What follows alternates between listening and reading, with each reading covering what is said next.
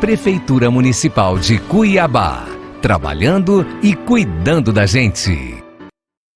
Olá pessoal, tudo bem com vocês? Eu sou a professora Samira e vamos juntos para mais uma aula de português do quarto ano. Pessoal, o tema da nossa aula de hoje vai ser lendas. Mas o que são as lendas, professora? São narrativas de origem popular, contadas oralmente, ou seja, faladas, nascidas da imaginação popular de um povo. Aqui estão vendo, ó, o pessoal, as crianças todas em volta da vovó e ela provavelmente está contando alguma lenda. Qual que é a origem das lendas? A palavra lenda, ela provém do latim e significa o que deve ser lido. Contavam a vida dos santos e eram lidas nos refeitórios dos conventos. E com o passar do tempo, as lendas foram apropriadas por indivíduos comuns e se tornaram populares, em razão da comparação entre o seu teor narrativo e os fatos ocorridos na sociedade. Aqui a gente traz um pouquinho das características das lendas. É ficção, é uma narrativa fantasiosa que exagera nos fatos reais. Elas fazem parte da tradição oral dos povos. Lembra que eu falei? Oral, falando. Cada cultura tem o seu conjunto de lendas, ou seja, cada cultura vai ter a sua lenda. Elas sofrem alterações ao longo do tempo por serem repassadas oralmente. Como elas são repassadas oralmente, pessoal, elas podem sofrer alterações. Quem aqui já brincou de telefone sem fio? Lembra lá no telefone sem fio? Que quando eu vou passar a minha mensagem para o meu colega, ele vai ouvir de um jeito. Então, ele vai passar para o próximo de acordo com o que ele ouviu, não é? E aí, até chegar naquela última pessoa, vai chegar já com outras modificações.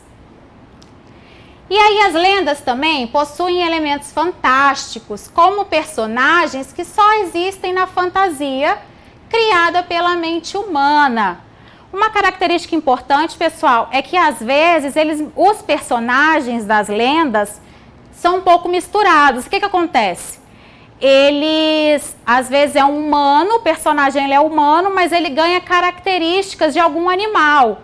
Ou então animais que falam, ou eles têm algum superpoder e assim por diante. E aí elas possuem características regionais. A lenda ela pode adquirir novos elementos de acordo com a sua região. Por exemplo, uma lenda que ela é passada lá na região sul, ela vai conter modificações aqui na região centro-oeste, por exemplo, que é a nossa. Ou então uma lá da região norte, ela vai chegar modificada na região nordeste ou na sudeste. Por quê? Porque ela vai adquirir elementos daquela cultura ou até mesmo elementos físicos da região, entenderam? E aí a gente tem umas lendas brasileiras que elas são bem conhecidas por todo mundo, né? O Curupira, o Saci-Pererê, a lenda da Iara, da mula sem cabeça, do boto cor-de-rosa e também do boitatá. A gente já ouviu falar de alguma delas na época do folclore, né?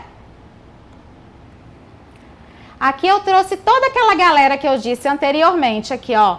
Aí a gente tem o Curupira, tá vendo? Estão vendo o pezinho dele virado para trás? Ele tem um pezinho virado para trás e o cabelo de fogo, né? O boitatá, o Saci-Pererê com uma perninha só e o seu gorrinho vermelho, a Iara, a mula sem cabeça e o boto cor-de-rosa. E aí a gente chega nas lendas cuiabanas, as mais conhecidas pela gente, né? A primeira que eu trouxe para vocês é o pé de garrafa. Quem já ouviu? O pé de garrafa. Um dos mitos mais conhecidos do estado. A lenda do pé de garrafa fala de um homem bicho Lembra lá que eu falei que os personagens, eles eram fictícios da imaginação e misturavam características humanas com as de animais?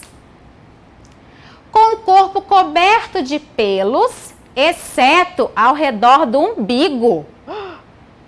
E, claro, os seus pés tinham o formato de fundo de uma garrafa. Por isso, ele se locomove aos pulos, deixando pegadas redondas. Como é que é o fundo da garrafa? Redondinho, né? Então, as pegadas serão redondas. Assustando com seu grito e com os assobios que indicam que ele é o dono do território. Ele é capaz de hipnotizar quem encará-lo, arrasta as vítimas para sua caverna e as devora.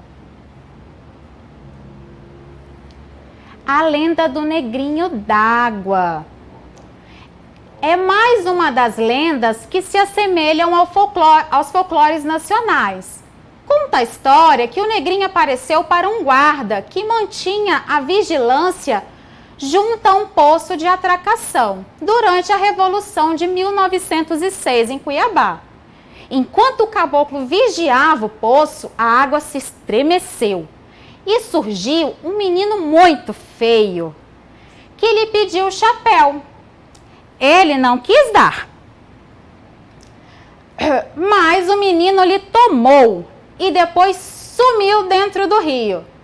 Segundo a história, ele era um menino arteiro e fazedor de danadezas, assim como o Saci Pererê. Lembra que eu falei para vocês que a gente ia perceber algumas lendas mais conhecidas e queriam adquirir características da sua região? É o que acontece com o negrinho d'água.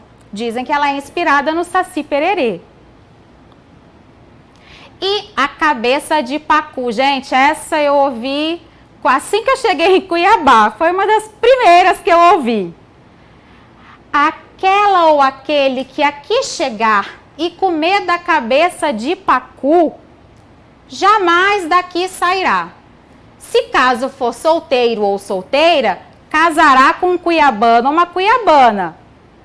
Se for casado, estará condenado a viver pelo resto de sua vida aqui. E aí, vocês já comeram cabeça de pacu, pessoal? Já? Eu ainda não comi, mas eu continuei aqui em Cuiabá. Agora a gente chega aonde? Para nossa pesquisa. Bora lá pesquisar? Pesquise com seus familiares, ou seja, papai, mamãe, vovó, titio, todo mundo. Se eles conhecem alguma lenda cuiabana. E depois, vocês vão ouvir, eles vão contar a lenda que eles conhecem. E aí vocês vão registrar no caderninho, com todo aquele capricho que eu sei que essa galera do quarto ano tem, né? E em seguida, vão ilustrar a lenda. Então, pessoal, vocês vão escrever a lenda, depois vão fazer, aquele desenho bonito de artista na lenda, sobre a lenda. Bom, a nossa aula está chegando ao fim, mas quem aí já fez a sua parte na luta contra o coronavírus? Todo mundo já fez? Estão fazendo? Então vamos continuar, né? Lavar as mãos com água e sabão e o principal, vamos ficar em casa, pessoal, tá bom? Um beijão para vocês e até a próxima. Tchau, tchau. Prefeitura Municipal de Cuiabá, trabalhando e cuidando da gente.